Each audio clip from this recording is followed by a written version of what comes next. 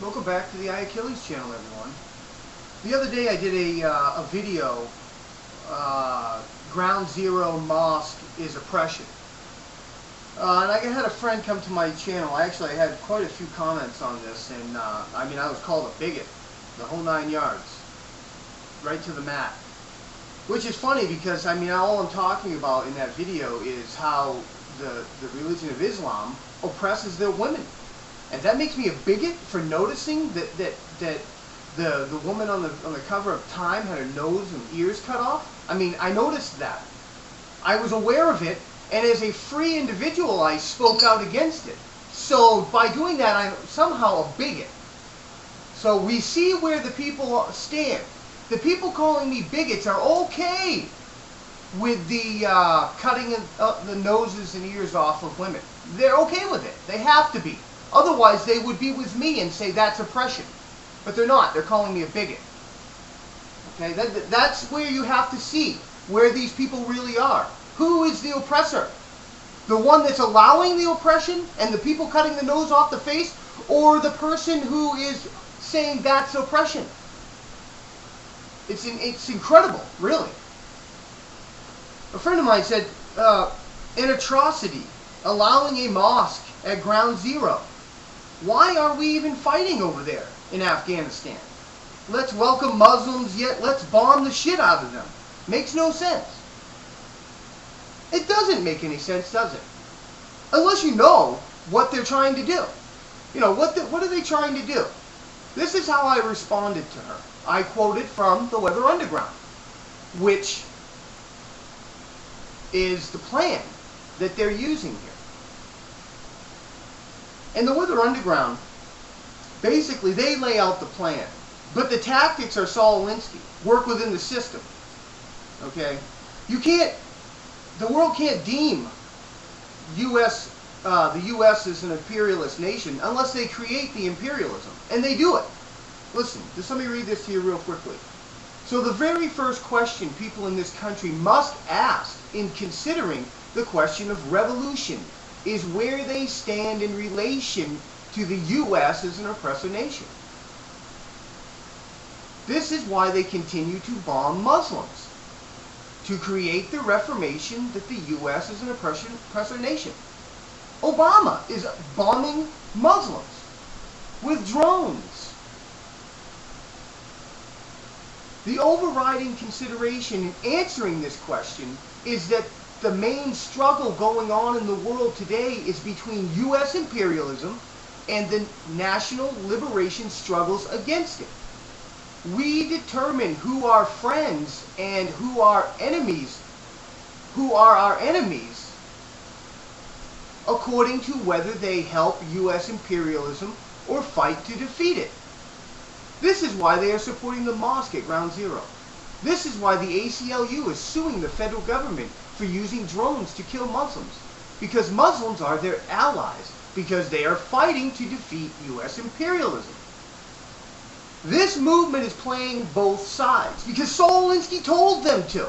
Get into the system. Create disenchantment. Create U.S. imperialism with foreign policies, through foreign policies.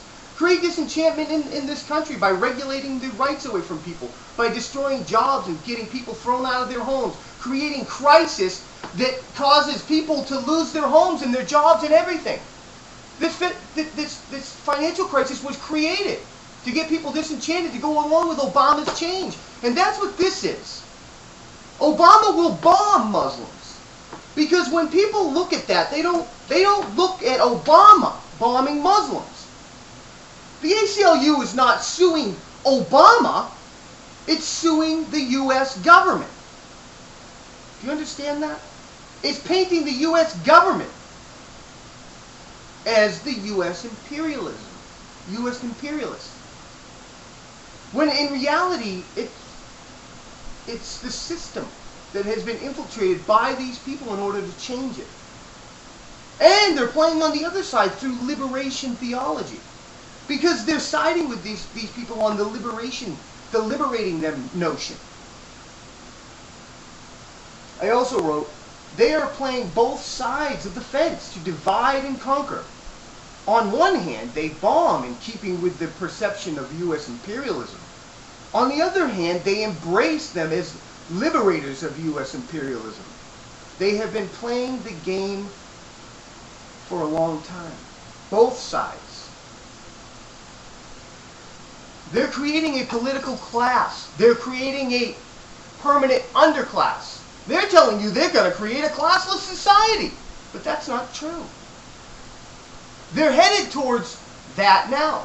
And a poll has just been taken. Are we going in the right direction? The people of the United States of America overwhelmingly say, 84% say no, we are not headed in the right direction. But the political class, 67% of them said yes, we are headed in the right direction. Because the direction we're heading in gives the political class all the power, when reality in our country dictates that the people have the power. The people hold the power. But they're changing that. That's the fundamental change that's happening in this country. The political class will now rule over you. Do you see how they're treating people? Their constituents? I mean, it's right there, as plain as the nose on your face. Well, at least you still have one, because that Muslim woman, hers got cut off. And that's not a crime over there. It's not a crime. But I digress. The point is, the political class is creating this fundamental change to put power in the hands of the political class and take it from the people. What they're really creating is a world government where they will control. This is what they say about it. The primary task of a revolutionary struggle is to solve this principal contradiction on the side of the people of the world. It is the oppressed peoples of the world who have created the wealth of this empire, and it is to them that it belongs. The goal of the revolutionary struggle must be to control and use this wealth in the interests of the oppressed people of the world. Who's going to control it? Who's going to use it? The political class will have all that wealth. Gee, sounds like a pretty good motive to push forth this fundamental change, right? God bless America. God save America, really.